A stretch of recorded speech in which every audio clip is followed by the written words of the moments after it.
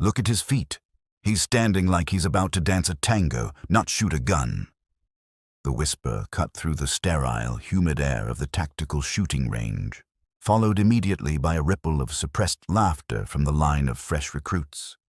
They were pointing at Lucas, a 75-year-old man standing in lane 1. Lucas didn't look like a warrior. He wore a beige cardigan that had seen better decades, loose-fitting trousers pulled high on his waist, and orthopedic shoes. But the thing that drew their mockery was his stance. While the young recruits were taught the modern isosceles stance, knees bent, shoulders square to the target, body aggressively forward like a turtle in a shell, Lucas was standing almost upright. His body was bladed at a 45-degree angle, his feet were close together, and his right elbow was tucked tight against his ribs in an antiquated cup and saucer grip that hadn't been taught in police academies since the 1970s. Instructor Vance, a muscle-bound tactical trainer who treated his stopwatch like a religious artifact, shook his head in disgust. "All right, listen up," Vance barked, stepping away from the line to address his students while gesturing thumb first at Lucas. "This is exactly what I mean by bad muscle memory. That stance is obsolete. It's unstable. It offers no recoil control. That is how you get killed in a real firefight. Watch him and learn what not to do." Lucas didn't flinch. He didn't turn around. He just stared at the steel plates downrange, his breathing slow and rhythmic, his hearing aid turned down just enough to mute the insults, but not the range commands. If you believe that experience outweighs equipment and that you should respect the pioneers who paved the way, type legend in the comments right now to honor the old guard. The course was the Steel Gauntlet, a notorious drill consisting of 10 6-inch steel plates arranged in a chaotic V-shape at varying distances, from 7 to 20 yards. The passing standard for the recruits was 12 seconds. The instructor, Vance, held the range record at 6 seconds flat, a time he mentioned to the class at least 3 times an hour. Vance walked up to Lucas's lane, invading his personal space. "Excuse me, sir," Vance said, his voice loud and patronizing, designed to perform for his audience. "This is an advanced tactical bay. The Senior Citizens Slow Fire League is on the indoor range next door. You're flagging my students with that elbow, and quite frankly, that stance is a safety hazard. You're going to lose your balance when that slide cycles." The recruits snickered, adjusting their expensive polymer holsters and tightening their Velcro gloves. They felt strong, fast, and invincible in their matching gear. Lucas was a relic, a dusty antique in a showroom of Ferraris. Lucas slowly turned his head, his face a map of deep lines and sunspots. His eyes, however, were clear, a piercing, icy gray that didn't blink. "I paid my range fee, son," Lucas said, his voice sounding like gravel crunching under tires. "I'm just warming up. I'll be out of your way in a minute." Vance laughed, crossing his massive arms. "Warming up? With that grip? You're going to limp wrist the gun and jam it. Tell you what, I need to demonstrate the Steel Gauntlet to these rookies. Since you're warming up, why don't you run it? If you can hit all 10 plates in under, let's be generous. 15 seconds, I'll let you stay. If not, you pack up and go to the bingo hall." It was a bully's offer, a setup designed to humiliate the old man so he would leave voluntarily. The recruits leaned in, phones out, ready to record the failure. Lucas looked at the 10 steel plates. He looked at the timer in Vance's hand. He looked at the recruits, seeing the arrogance he had once possessed 50 years ago. He sighed, a sound of heavy resignation, and nodded. 10 plates. Start on the beep?" Vance smirked. "From the holster, old timer, but be careful pulling that thing out. Don't shoot your toe off." Lucas pulled back his cardigan to reveal a worn, leather holster holding a heavy steel 1911, a pistol that looked as ancient as he did, the bluing worn off the slide to reveal raw silver metal. It wasn't a high-capacity plastic striker-fired gun.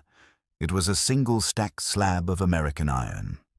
He assumed his weird, bladed stance again, his right hand hovering near the grip, his left hand relaxed by his belt buckle. He looked completely unprepared. He looked like he was waiting for a bus. "Shooter ready," Vance yelled, winking at the recruits. "Stand by." The range went silent. The electronic timer beeped, a sharp, piercing beep. What happened next was a blur that the human eye struggled to process. In the fraction of a second it took for the beep to decay, Lucas's hand didn't just move. It vanished. The heavy steel pistol appeared in front of him as if materialized by magic.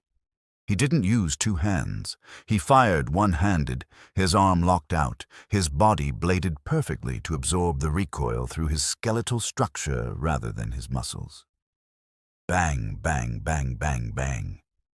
The rhythm was terrifyingly consistent, a machine gun staccato of .45 caliber thunder. The gun didn't flip. It just vibrated. He transitioned between the targets with a fluidity that looked like water flowing downhill. There was no wasted movement, no tactical crouching, no aggressive stomping, just pure, efficient economy of motion. Clang, clang, clang. The steel plates danced. He reloaded, a move that made the recruits gasp, dropping the empty magazine and slamming a fresh one home in a motion so smooth it looked like a magic trick, all while keeping his eyes locked downrange.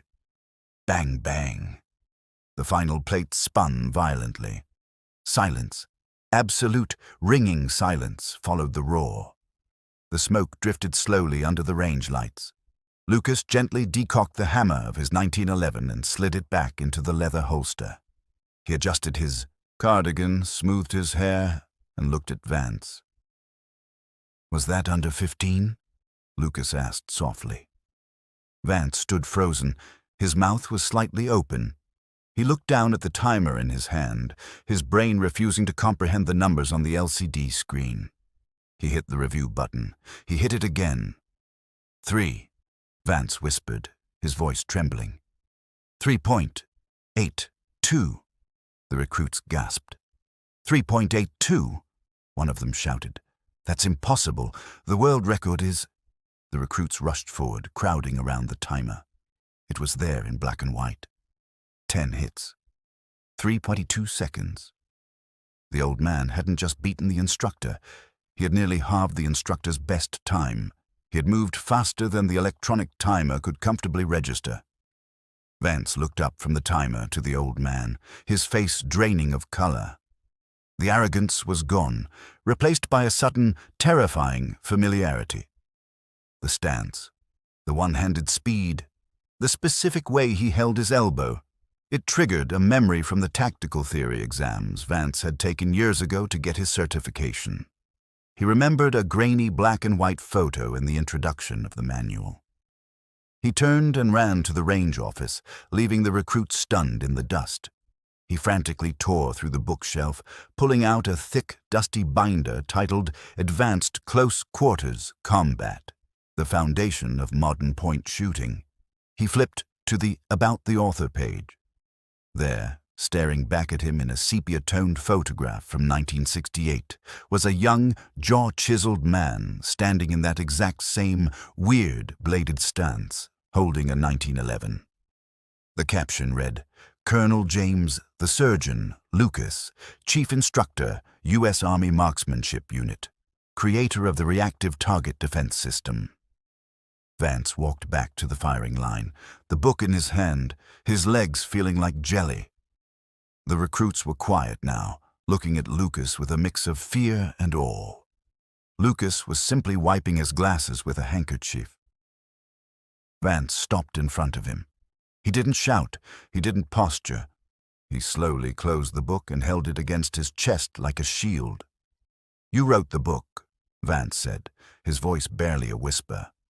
"You're Colonel Lucas. You invented the steel gauntlet drill." Lucas smiled, a genuine warm expression that crinkled the corners of his eyes. "I didn't invent it, son. I just figured out the most efficient way to survive it. And I wrote that manual so boys like you would come home to your families." He gestured to the recruits. who are now listening with rapt attention. You teach them the isosceles stance. That's good. It works with body armor. But never laugh at the old ways. We stood this way because we didn't have body armor. We had to be small targets. We had to be fast. Techniques change, but the fight is always the same. Vance swallowed hard, the shame burning his neck. He turned to his class. "Get on the line," he ordered, but his tone was different now. Humble, serious. "We are going to scrap the lesson plan for today. Colonel Lucas, if you would be so kind, would you teach us the grip? The one I just mocked?" Lucas walked to the center of the line. He didn't gloat. He didn't demand an apology. He simply raised his empty hands and began to demonstrate the leverage points of the skeletal structure. "The key," Lucas said, his voice commanding the respect of every soul on that range, "is not muscle. Muscle gets tired. Muscle trembles with adrenaline. Bone does not get tired. You must become a structure of stone." For the next hour, the modern tactical class vanished. The high-tech gear was forgotten. 20-year-old recruits stood shoulder to shoulder with their instructor, trying to emulate the weird stance of a 75-year-old man who moved like lightning. As the sun began to set, casting long shadows across the brass-littered concrete, Lucas packed up his small canvas bag. Vance walked him to the parking lot, carrying the heavy bag himself. "Colonel," Vance said, stopping by Lucas's old sedan, I don't know what to say. I made a fool of myself." Lucas opened his car door and looked back. "You only make a fool of yourself if you refuse to learn, Sergeant. You asked to learn. That makes you a student, and a student is never a fool." Lucas drove away, leaving a changed platoon in his wake. They learned that day that new isn't always better, that speed comes from the mind, not the muscles, and that the gray-haired man in the corner might just be the architect of the ground you walk on. True mastery doesn't scream for attention, it waits quietly to be tested. If this story reminded you that we stand on the shoulders of giants and that you should always check your ego at the door, hit subscribe. Share this with a friend who thinks they know it all, and remember, respect the past to master the future.